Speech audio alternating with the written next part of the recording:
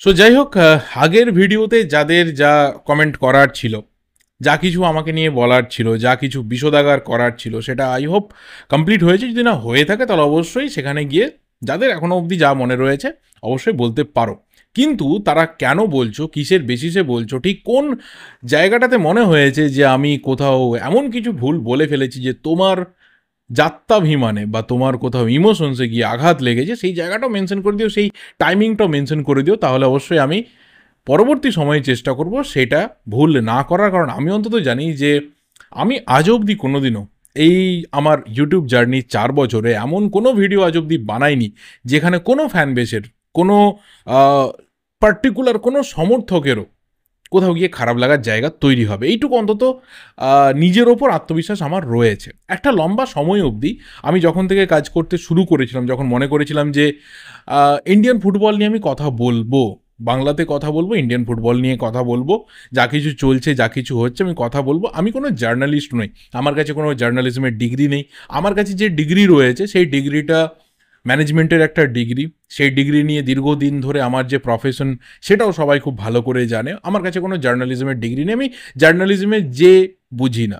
আমি যেটা বুঝি যে একজন সাধারণ ফুটবল ফ্যান সে একটা ফুটবলকে কিভাবে দেখে, একটা ম্যাচকে কিভাবে দেখে, ট্রান্সফার কিভাবে দেখে, এবং আস্তে আস্তে এখানে থাকতে থাকতে করতে করতে বিভিন্নভাবে বিভিন্ন মানুষের সাথে পরিচিতি হয়েছে, সোর্স তৈরি হয়েছে। কখনো সেই সোর্স আমাকে ঠিক খবর দেয়, কখনো সেই সোর্সের হাফ ট্রুথ থাকে, আবার কখনো হয়েছে যে আমি ভুল হয়েছি। অন্ততপক্ষে আমি স্বীকার করেছি। আমার আগে পরে কে করেছেন আমি জানি না, কিন্তু আমি অন্তত স্বীকার করেছি যে হ্যাঁ, আমি যখন ভুল করেছি আমি ভুল করেছি। কিন্তু যখন আমি ভুল করিনি, আমাকে জোর করে ভুল করেছি এই স্বীকারটা করানো যাবে না। I am sorry to say.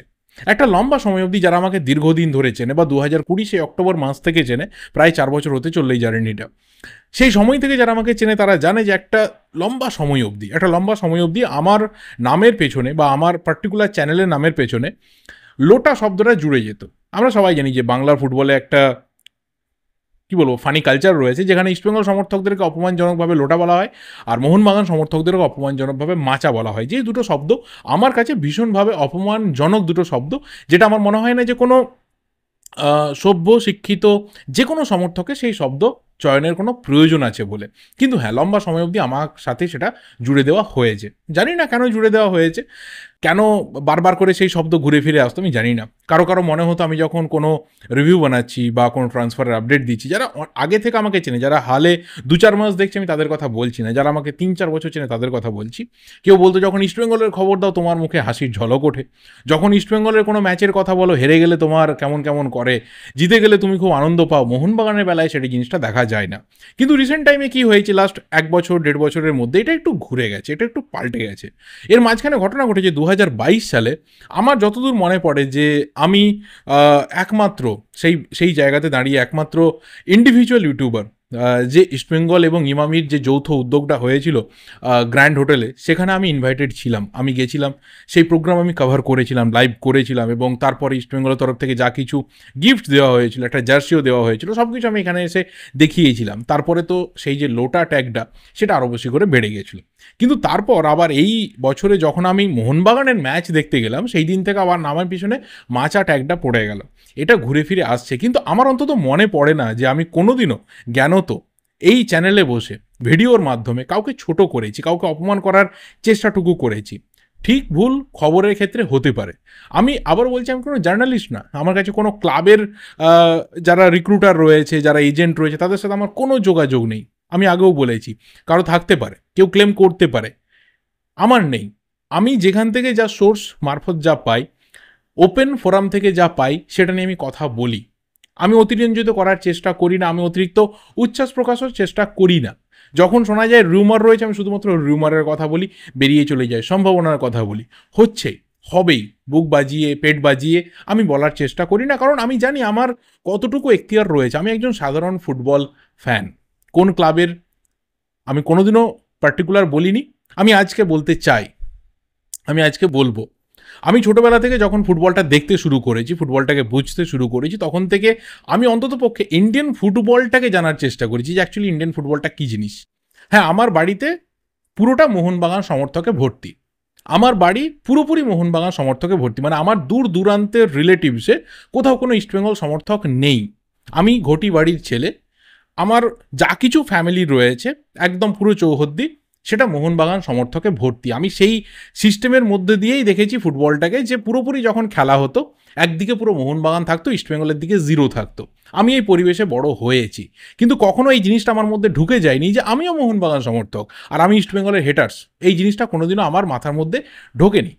আস্তে আস্তে আমি যখন ফুটবলটাকে বুঝতে শুরু করেছি, জানতে শুরু করেছি, তখন দেখেছি যে ক্লাব ফুটবল নিয়ে যে মাতামুতিটুকু হয় আমাদের দেশে, বিশেষ করে আমাদের ওয়েস্ট বেঙ্গলে, সেটা ভীষণভাবে একটা পুকুরের এই অংশটা আমার আর ওই অংশটা তোমার, এই নিয়ে মাতামাতি। যেখানে পুরো সমুদ্র পড়ে রয়েছে, নদী পড়ে রয়েছে, মহাসাগর পড়ে রয়েছে, সেটা নিয়ে কেউ ভাবে না। একটা পুকুরের শুধুমাত্র অংশ নিয়ে দুটো ক্লাবের মধ্যে লড়াই চলে। আমি কোনোদিনও সেই পুকুরে নামার চেষ্টাটা করিনি। আমি চেষ্টা করেছি যে গোটা ভারতীয় ফুটবলের সমুদ্র রয়েছে, সেখান থেকে ফুটবলটাকে বার করে নিয়ে আসতে, সেখান থেকে ফুটবলের এসেন্স নিতে। সেখানে বহু ক্লাবকে আমার ভালো লাগতো, আমার সালগামকরকে ভালো লাগতো, ডেম্পোকে ভালো লাগতো, আমার মাহিন্দ্রাকে ভীষণভাবে ভালো লাগতো। আমার ছোটোবেলায় একটা মাহিন্দ্রার জার্সি ছিল। মাহিন্দ্রা আমি যখন প্রথম কলকাতায় পা রেখেছিলাম গ্রাম থেকে, আমি প্রথম মাধ্যমিক দিয়েছি এরকম সময়ে, আমি প্রথম যে জার্সিটা কিনেছিলাম ধর্মতলাতে গিয়ে, সেটা মাহিন্দ্রা ইউনাইটেডের জার্সি ছিল। কোনো ইস্টবেঙ্গল মোহনবাগানের জার্সি আমি কিনিনি।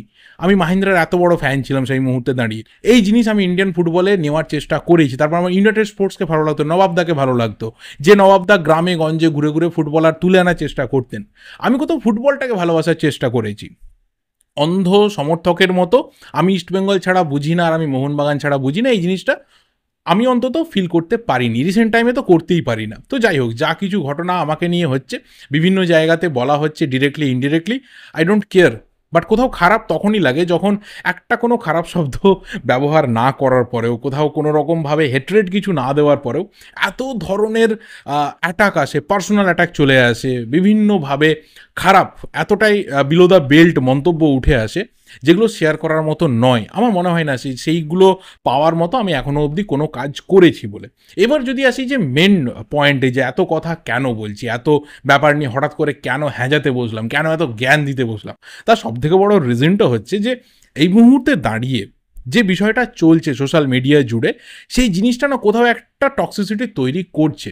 আমার মনে হয় সেটার কোনো দরকার নেই। সেটা কিন্তু আমি থাম্বনেইলে মেনশন করেছি যে এই যে মোহনবাগানের অ্যানাউন্সমেন্টগুলো পরপর হচ্ছে, এখানে অকারণে একটা বিতর্ক তৈরি করা হচ্ছে। দেখো ভাই, কে কোন ইউটিউবার কোথায় কি বলছে, কে কি পোস্ট করছে, কে সোশ্যাল মিডিয়াতে কি পোস্ট করছে, সেখানে দাঁড়িয়ে মোহনবাগানের মতো একটা ক্লাব, মোহনবাগানের মতো একটা প্রতিষ্ঠান সেটাকে কান দেবে কেন, সেটাকে মাথার মধ্যে আনবে কেন, যাদের একটা রিচ লিগাসি রয়েছে, যারা ভারতবর্ষের এই মুহূর্তে দাঁড়িয়ে সবথেকে ডেকোরেটেড ক্লাব, লাস্ট সিজনে যারা চ্যাম্পিয়ন, তারা এই বিষয়কে পাত্তা দেবে কেন?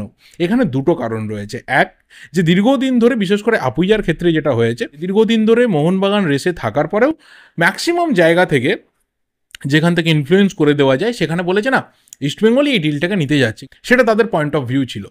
সেখানে যে পোস্ট ছিল প্রথম, আমি তাও মেনে নিলাম, চলো মোহনবাগানের অ্যাডমিনের তরফ থেকে হয়তো সেখানে কিছু চেঞ্জ হয়েছে। এতদিন ধরে আমরা সেইভাবে অ্যাক্টিভ অ্যাডমিন দেখিনি যে খুব ভালোভাবে সোশ্যাল মিডিয়াটাকে হ্যান্ডেল করছে, ফ্যানেদের সাথে এনগেজমেন্ট রাখছে।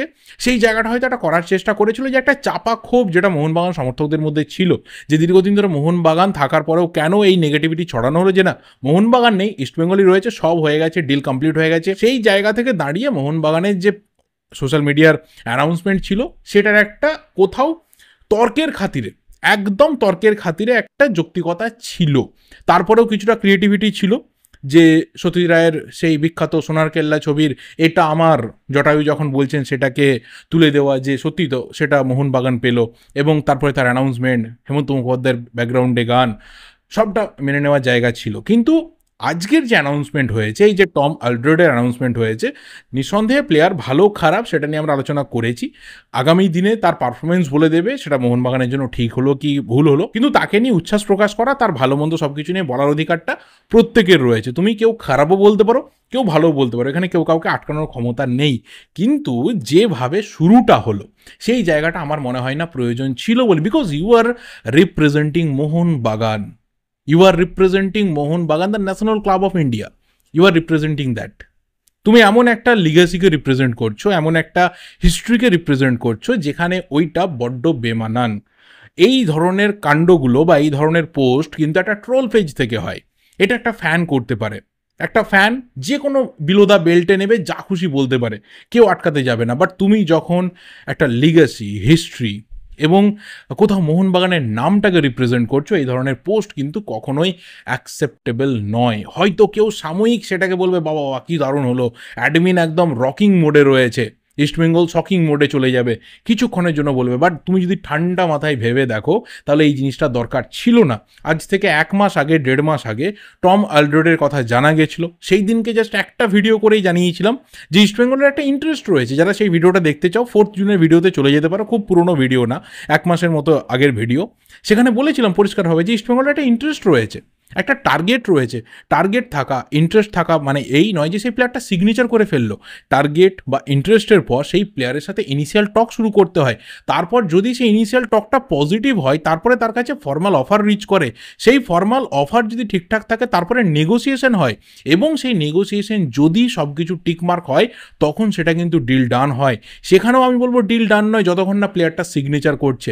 তাহলে ইনিশিয়াল টার্গেট থাকা বা একটা ইন্টারেস্ট থাকা কখনো কিন্তু একদম সিগনেচার নয়। অনেকে বলেছে এই যে তোমরা বিভিন্ন কথাগুলো বলো, সেখান থেকে দাঁড়িয়ে কোথাও এই ধরনের টক্সিসিটি উঠে আসে। আমার মনে হয় না যে এটার কোনো যৌক্তিকতা রয়েছে বলে। সোশ্যাল মিডিয়াতে টক্সিসিটি বা সোশ্যাল মিডিয়াতে বিভিন্ন ধরনের কথা বলাটা নতুন কিছু না, বিশ্ব ফুটবলের নতুন কোনো ব্যাপার না। ক্রিয়েটিভিটির অভাব নেই, মাথা খাটালে ক্রিয়েটিভিটি বেরোবে। আমি অন্তত বলতে পারি যে আজকে দুটো এমন অ্যানাউন্সমেন্ট আমি দেখেছি বা আমরা সবাই দেখেছি যেখানে ক্রিয়েটিভিটির ছোঁয়া শুরু থেকে শেষ অবধি ছিল।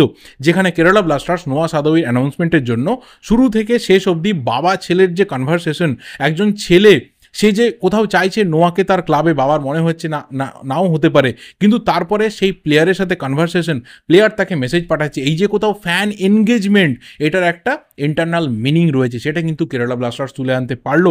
এবং সন্ধ্যের দিকে আমরা দেখলাম প্রভাত লাকড়ার অ্যানাউন্সমেন্টটা ইস্টবেঙ্গলের তরফ থেকে হলো। সেখানে দুটো জিনিস হয়েছে, এক, প্রভাতকে নতুন প্লেয়ার হিসেবে যেমন দেখানো হয়েছে, 2, প্রভাত এবং তার মা, এই যে মা এবং ছেলে, তাদের স্ট্রাগল, তাদের কথাবার্তা, তাদের কনভারসেশন, বাড়ি, পরিবেশ, সমস্ত কিছুকে কিন্তু তুলে আনা হয়েছে।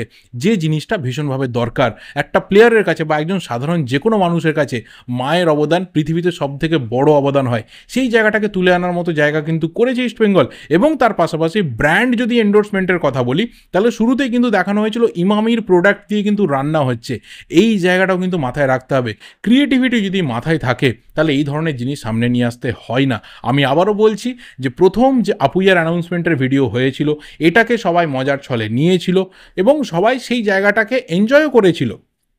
বাট দ্বিতীয় আজকের যে অ্যানাউন্সমেন্ট হয়েছে, সেখানে খামোখা একটা প্লেয়ারের শুধুমাত্র ইন্টারেস্টের কথা উঠেছিল। আর কে র্যান্ডম গাই বলেছিল যে একে সই করানোর জন্য কেরালার সাথে ইস্টবেঙ্গলও ফাইটে যাচ্ছে, তার কথাটাকে তুলে এনে মোহনবাগানের মতো প্রতিষ্ঠানের সাথে জুড়ে দেওয়ার কোনো প্রয়োজন ছিল না। এর থেকে আরও সুন্দরভাবে এই ধরনের একটা সারপ্রাইজিং সিগনেচার, যেটা নিয়ে কালকের রাত্রির তো দূর, আজকে সকাল অবধি কোথাও কথা হয়নি, সেই সিগনেচারের অ্যানাউন্সমেন্ট কিন্তু আরও মেগা ওয়েতে, আরও গ্র্যান্ড ওয়েতে, আরও ভাইব্রেন্ট ওয়েতে কিন্তু করা যেত। সেটা কোথাও মোহনবাগান যে মিডিয়া টিম রয়েছে তারা করতে পারেনি, এটা তাদের ব্যর্থতা। এটা কিন্তু আরও বেটার ওয়েতে করা যেতে পারতো। এটা আমাদের কোথাও একটা ক্ষোভের জায়গা, একটা খেদের জায়গা, যে আরও বেটার কিন্তু মোহনবাগানের মিডিয়া টিম হওয়া দরকার। আমি আবারও বলছি যে ভুল কাজ হয়েছে, সেই ভুলটার নিন্দা করাটা আমাদের দরকার, আর যেটা ভালো হয়েছে সেটা প্রশংসা করাটা আমাদের দরকার। এই জিনিসটা না হলে বোধহয় ভালো হতে পারতো। এবার দ্বিতীয় যে বিষয়টা নিয়ে কথা বলবো, সেই বিষয়টা নিশ্চিতভাবেই প্রভাত লাকড়ার অ্যানাউন্সমেন্ট হয়ে গেছে, সিগনেচার হয়ে গেছে। প্রভাত লাকড়া একজন ভার্সেটাইল ফুলব্যাক, আমরা জানি দীর্ঘ সময় ধরে কখনো লেফট কখনো রাইট দুটো সাইডেই কিন্তু খেলতে পারে। এবং এই ক্ষেত্রে ইস্টবেঙ্গল যেভাবে ডিফেন্স লাইনকে মজবুত করার জন্য এগিয়ে যাচ্ছে, সেটা কিন্তু ইস্টবেঙ্গলের জন্য ভীষণভাবে একটা গুড সাইন। এবং সেই ডিফেন্স লাইনকে মজবুত করতে গিয়ে লালচুংনুঙ্গা রয়েছে, তার সাথে অবশ্যই দুটো সাইড ব্যাকে নিশু অ্যান্ড রাকিব, তাদের কন্ট্রাক্ট এক্সটেনশন হয়েছে। প্রভাত লাকড়া সিগনেচার হয়েছে। মার্ক জোথানপুইয়া, যে গত সিজনে কিন্তু পুরো লেফট ব্যাকে খেলেছিল, তারও সিগনেচার হয়েছে। পাশাপাশি সেন্ট্রাল ডিফেন্সিভ মিডফিল্ড, সেন্ট্রাল মিডফিল্ডও খেলতে পারে, যথেষ্ট হাই কোয়ালিটি একটা ইউথ প্লেয়ার। কিন্তু এই জায়গাতে যে প্লেয়ারের সিগনেচারটা আটকে রয়েছে, সেটা কবে ক্লিয়ার হবে এখনও অবধি কিন্তু অজানা। সেটা অন্যতম একটা পছন্দের প্লেয়ার আপাতত ইস্টবেঙ্গল জনতার, অ্যালেক্স সাজি। গত সিজনে হায়দ্রাবাদের হয়ে যে পারফরমেন্সও তুলে ধরেছে, সেই জায়গা থেকে ওকে কিন্তু একটা আলাদা উচ্চতায় সবাই নিয়ে গেছে। কিন্তু এখানে একটা টুইস্ট, যেটা হায়দ্রাবাদের তরফ থেকে অলরেডি খেলা হয়ে গেছে, যে বেশ কিছু প্লেয়ারকে ওরা পেমেন্ট দিয়ে দিয়েছে, যার মধ্যে এই অ্যালেক্স হাজি রয়েছে, যার মধ্যে আব্দুল রাবি রয়েছে। এই দুজন প্লেয়ারকে নিয়ে ওরা মোটামুটি যে ছাড়বে না একটা মনোভাব তৈরি করেছিল, সেটা কিন্তু হয়েছে। আমার কাছে একটা জিনিস বড্ড ইন্টারেস্টিং লাগছে, যে হায়দ্রাবাদ এফসির কাছে আপাতত পয়সা কড়ি কিছু নেই, যারা আপাতত ভীষণভাবে একটা দেনার দায়ে ডুবে রয়েছে, অ্যামাউন্ট 75 থেকে 80 কোটি টাকা মনে করা হচ্ছে, যার মধ্যে প্লেয়ারদের স্যালারি রয়েছে 15 থেকে 20 কোটি টাকা। সেখানে তারা দুটো পার্টিকুলার প্লেয়ারকে কেন এইভাবে আগে থেকে পেমেন্ট ক্লিয়ার করতে গেল? তাও ফুল পেমেন্ট ক্লিয়ার হয়নি নিশ্চিতভাবে, একটা ভালো অ্যামাউন্টের কিন্তু ক্লিয়ারেন্স হয়েছে, তাও ফুল না, একটা ভালো অ্যামাউন্টের ক্লিয়ারেন্স হয়েছে। এবং এর ফলে কি হয়েছে, এই দুটো player Alex Haji and Abdul রাবি, এই দুটো প্লেয়ার, অ্যান্ড অবভিয়াসলি তার সাথে আরেকটা নাম রয়েছে, তাকেও খুব বেশি পেমেন্ট করেনি, সেটা হচ্ছে চুঙ্গা হামার, যে ফরওয়ার্ডে খেলছিল চুঙ্গা হামার। এই তিনজনকে পার্টিকুলার কেন আটকে দেওয়া হলো, তার সব থেকে বড় রিজন হচ্ছে যে এই তিনজনের কাছে কিন্তু মাল্টিপল আইএসএল ক্লাবের অফার ঢুকতে শুরু করছিল। অ্যালেক্স হাজি এবং তার ভাই অ্যালান হাজি, এই দুজন ইস্টবেঙ্গলে জয়েন করতে পারে একটা হাই প্রবাবিলিটি তৈরি হয়ে গেছিল। সেখান থেকে হায়দ্রাবাদ কোথাও মনে করলো যে এদেরকে আটকে দেওয়াটা দরকার। যদি এদের পেমেন্ট দিয়ে দেওয়া হয়, তাহলে কিন্তু এরা অফিসিয়ালি এআইএফএফ এর যে প্লেয়ার স্ট্যাটাস কমিটি রয়েছে সেখানে রিচ করতে পারবে না। এদেরকে যদি কোথাও সিগনেচার তাদের যে ক্লাব টার্গেটেড রয়েছে তাদেরকে করাতে হয়, তাহলে কিন্তু রিচ করতে হবে হায়দ্রাবাদের কাছে। কিন্তু এই ক্লাবগুলো হায়দ্রাবাদের কাছে রিচ করবে না। এই ক্লাবগুলো ওয়েট করে রয়েছে যে এই প্লেয়ারদের মুভমেন্ট কি হবে, এই প্লেয়াররা ফাইনালি কি করবে। তবে যদি দেখা যায় যে একটা মোটামুটি সময় অবধি হায়দ্রাবাদ কিছু করছে না, বা অ্যালেক্স হাজিরও কোনো রকম মুভমেন্ট হচ্ছে না, বা কোথাও ফেল করছে সেই মুভমেন্টগুলো, তাহলে হয়তো ইস্টবেঙ্গল গিয়ে হায়দ্রাবাদের সাথে কথা বলতে পারে যে একটা ট্রান্সফার ফির বিনিময়ে তাকে যদি ছেড়ে দেওয়া যায়। কিন্তু সেই ক্ষেত্রে হায়দ্রাবাদ হয়তো একটা হায়ার ট্রান্সফার ফি দাবি করতে পারে, যে অ্যালেক্স হাজির নর্মাল টাইমে ট্রান্সফার ফি হতে পারত 30 থেকে 50 লাখের মধ্যে, তার জন্য হয়তো 1 থেকে 1,25-30 লাখও ট্রান্সফার ফি দাবি করে ফেলতে পারে হায়দ্রাবাদ এফসি। এই একটা জায়গা অনেকের কিন্তু মনের মধ্যে ভয় তৈরি করছে। কোথাও সেখানেই পুরো ডিল আটকে রয়েছে। কতদিনে ক্লিয়ার হবে, আদৌ ক্লিয়ার হবে কিনা, ক্লিয়ার হওয়ার জন্য কী কী রাস্তা রয়েছে, এখনও অনেক কিছু অজানা। তবে আমার মনে হয় যেভাবে ইস্টবেঙ্গল শুরু থেকে অপটিমিস্টিক ছিল যে হ্যাঁ অ্যালেক্স হাজির ডিলটা ইস্টবেঙ্গলে তারা নিয়ে আসতে পারবে, সেই জায়গাটা হয়তো গিয়ে ফাইনালি হতে পারে। কারণ এই প্লেয়ারটা ভীষণভাবে লালচুংডুঙ্গার ব্যাকআপ বলো বা ফার্স্ট চয়েস সেন্টার ব্যাক বলো, ইস্টবেঙ্গলে কিন্তু দরকার। বাকিটা সময় কথা বলবে। আমার এই ভিডিওটা এই অবধি ভালো লাগলে লাইক করো, শেয়ার করো, যা যা ওপিনিয়ন্স রয়েছে অবশ্যই কমেন্ট করে জানাতে থাকো। দেখা হবে পরের ভিডিওতে। Till then subscribe the channel যদি নতুন হয়ে থাকো। Thank you, good bye and good night.